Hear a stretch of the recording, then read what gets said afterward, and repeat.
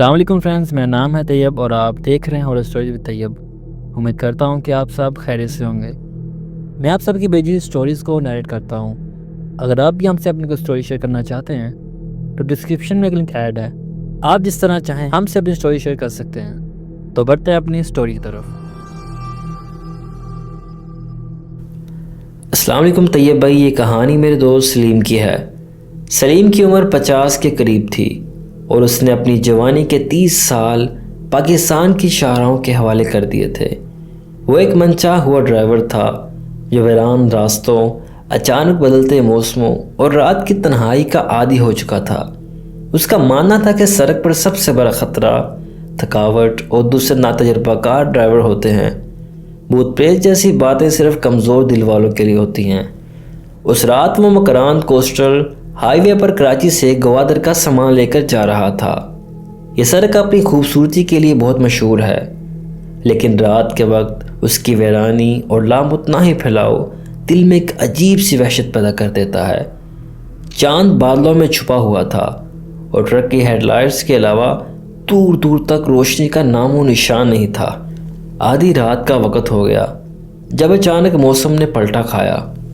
آسمان پر گرد و غبار کا ایک خوفناک طوفان اٹھا جو ریت کے ذرات کو اتنی شدت سے ٹرک کی باڈی پر مار رہا تھا جیسے ہزاروں سوٹیاں چبھوئی جا رہی ہوں۔ چند ہی لمحوں میں آگے دیکھنا تقریباً ناممکن سا ہو گیا۔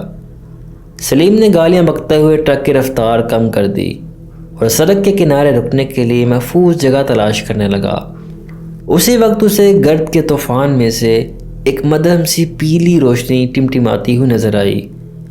شکر ہے خدا کا کوئی ٹھکانہ تو ہے، یہ سوچ کر اس نے احتیاط سے ٹرک کو اس روشنی کی سمت موڑ دیا۔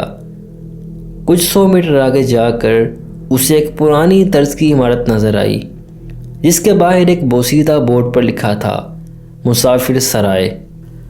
یہ کوئی عام ڈھابہ نہیں تھا بلکہ ایک باقاعدہ سرائے تھی جس میں مسافروں کے لیے ٹھہرنے کے لیے کمرے بھی تھے۔ عمارت بہت پرانی لگ رہی تھی، شاید کئی دہائیوں سے اس کی مرمت نہیں ہوئی تھی، لیکن اس طوفان میں کسی نعمت سے کم نہیں تھی۔ سلیم نے ٹرک پارک کیا اور اندر چلا گیا۔ اندر کا ماحول بڑا عجیب تھا۔ کاؤنٹر کے پیچھے ایک انتہائی بھورا آدمی بیٹھا تھا جس کی آنکھیں بے نور اور چہرہ جھریوں سے بھرا ہوا تھا۔ اس نے سلیم کو دیکھ کر صرف سر ہلایا۔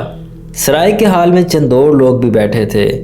ایک کونے میں ایک خاموش خاندان بیٹھا تھا اور دوسری میز پر ایک اور ٹرک ڈرائیور روٹی کھا رہا تھا۔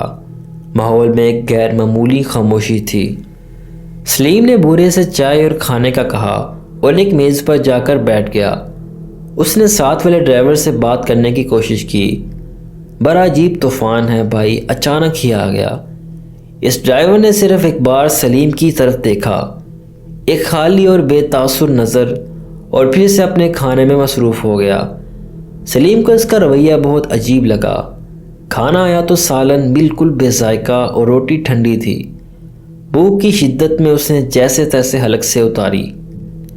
بابا جی ایک کمرہ چاہیے رات گزارنے کے لیے، طوفان تھمے گا تو صبح نکلوں گا، سلیم نے کاؤنٹر پر جا کر کہا۔ بورے نے بغیر کچھ بولے ایک زنگ آلود چابی اس کے آگے سرکا دی۔ کمرہ نمبر 7۔ اس کی آواز ایسی تھی جیسے کسی سوکھے کنویں سے آ رہی ہو۔ سلیم چابی لے کر اپنے کمرے کی طرف چل پڑا۔ راہداری لمبی اور اندھیری تھی اور اس کے قدموں کی آہٹ دیواروں سے ٹکرا کر گونج رہی تھی۔ کمرے میں داخل ہوتے ہی اسے ایک عجیب سی نمی کا احساس ہوا۔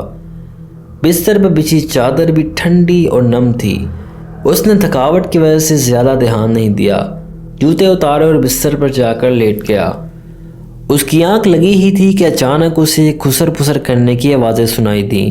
اس نے آنکھیں کھولی، آوازیں راہداری سے آ رہی تھیں، جیسے کئی لوگ ایک ساتھ دبی دبی آواز میں بات کر رہے ہوں۔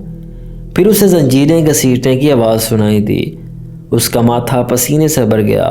وہ اٹھ کر بیٹھ گیا۔ کون ہو سکتا ہے اس وقت؟ اس نے ہمت کر کے دروازہ تھوڑا سا کھولا اور باہر جھانکا۔ راہداری بالکل خالی تھی، لیکن اسے دور کونے میں کچھ سائے حرکت کرتے ہوئے نظر آئے۔ اس نے جلدی سے دروازہ بند کر لیا اور دل کو تسلی دی کہ شاید اس کا وہم ہوگا۔ کچھ دیر بعد جب وہ دوبارہ سونے کی کوشش کر رہا تھا، اس کے کمرے کا دروازہ ہلکے سے کھٹکھٹایا گیا۔ کون ہے؟ سلیم نے گھبرا کر پوچھا۔ کوئی جواب تو نہیں آیا۔ دستک دوبارہ ہوئی، اس بار تھوڑی زیادہ زور سے۔ سلیم کا خون خشک ہونے لگا۔ اس نے سوچا کہ شاید سرائے کا مالک ہو، لیکن اس کا دل ماننے کو تیار نہیں تھا۔ وہ بستر سے اٹھا اور دروازے کے سوراخ سے دیکھنے کی کوشش کی، لیکن باہر مکمل اندھیرا تھا۔ چلا گیا ہوگا، اس نے خود سے کہا اور واپس بستر کی طرف مڑا۔ جیسے ہی وہ مڑا، اس نے دیکھا کہ کمرے کی کھڑکی کے باہر ایک عورت کا سایہ کھڑا ہے، جس کا چہرہ شیشے سے لگا ہوا ہے۔ اس کی آنکھیں اندھیرے میں دو انگار کی طرح چمک رہی ہیں۔ سلیم کی چیخ نکلتے نکلتے رہ گئی۔ وہ پتھر کا بن سا گیا تھا۔ وہ سایہ آہستہ آہستہ پیچھے ہٹا اور اندھیرے میں غائب ہو گیا۔ اب سلیم کے لیے وہاں ایک پل بھی رکنا ناممکن سا تھا۔ اس نے فوراً اپنے جوتے پہنے اور دروازہ کھول کر باہر بھاگا۔ وہ سیدھا کاؤنٹر کی طرف بھاگا تاکہ بورے کو جگا کر حساب کرے اور وہاں سے نکل جائے۔ لیکن جب وہ ہال میں پہنچا تو وہاں کا منظر دیکھ کر اس کے قدم زمین میں گر گئے۔ ہال مکمل طور پر خالی اور ویران تھا۔ میزیں اور کرسیاں ٹوٹی ہوئی تھیں اور ان پر گرد کی موٹی تہ جمی تھی۔ ہر طرف جالے لٹک رہے تھے۔ جس کاؤنٹر پر بوڑھا بیٹھا تھا وہ گل سر چکا تھا۔ وہاں نہ کوئی خاندان تھا، نہ کوئی ڈرائیور اور نہ ہی سرائے کا مالک۔ ایسا لگ رہا تھا جیسے یہ جگہ 50 سال سے بند پڑی ہو۔ دہشت کے مارے سلیم کے رونگٹے کھڑے ہو گئے۔ اسے سمجھ آ گیا تھا کہ وہ جن لوگوں کو دیکھ رہا تھا وہ انسان نہیں تھے۔ اس نے ایک چیخ ماری اور باہر کی طرف بھاگا۔ جیسے ہی وہ دروازے کی طرف بڑھا، سرائے کے تمام دروازے اور کھڑکیاں ایک ساتھ زور سے بند ہو گئیں۔ اب وہی خسر پسر اور زنجیریں گھسیٹنے کی آوازیں چاروں طرف سے آنے لگیں، لیکن اس بار وہ بہت بلند اور واضح تھیں۔ اسے ہال کے کونوں میں وہی سائے نظر آنے لگے جو آہستہ آہستہ اس کی طرف بڑھ رہے تھے۔ ان میں عورتیں، مرد اور بچے سب شامل تھے اور ان کے چہرے درد اور اذیت سے بگڑے ہوئے تھے۔ سلیم کو یاد آیا کہ اس کے دادا کہتے تھے کہ ایسی جگہوں پر پھنس جاؤ تو اذان دینی چاہیے۔ اس نے کانپتے ہوئے ہاتھوں سے کان پر ہاتھ رکھے اور بلند آواز میں اذان دینا شروع کر دی۔ اللہ اکبر، اللہ اکبر۔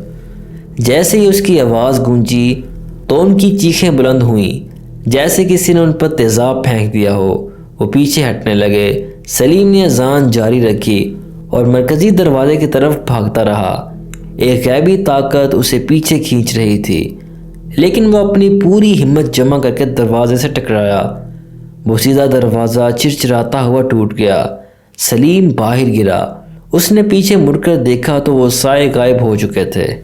وہاں صرف ریت کا ایک پرانا ٹیلا تھا اور کچھ ٹوٹی پھوٹی قبروں کے نشانات۔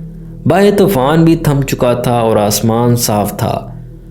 وہ دیوانوں کی طرح اپنے ٹرک کی طرف بھاگا۔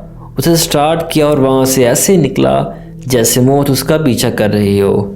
اگلے دن جب وہ گوادر پہنچا تو اس کے بالوں میں چاندی کے چند تار نمایاں ہو چکے تھے۔ اس نے یہ واقعہ دوسرے ڈرائیوروں کو سنایا تو ایک بوڑھے ڈرائیور نے بتایا کہ اس سڑک پر ایک جگہ ہے جہاں کئی سال پہلے ڈاکوؤں نے ایک پوری بارات کو لوٹ کر سب کو قتل کر دیا تھا اور وہیں دفنا دیا تھا۔ کہتے ہیں کہ آج بھی ان کی روحیں وہاں بھٹکتی ہیں اور طوفان کا روپ دھار کر مسافروں کو اپنے ساتھ ٹھہرنے پر مجبور کرتی ہیں۔ اس دن کے بعد سلیم نے مکران کوسٹل ہائی وے پر کبھی بھی سفر نہیں کیا۔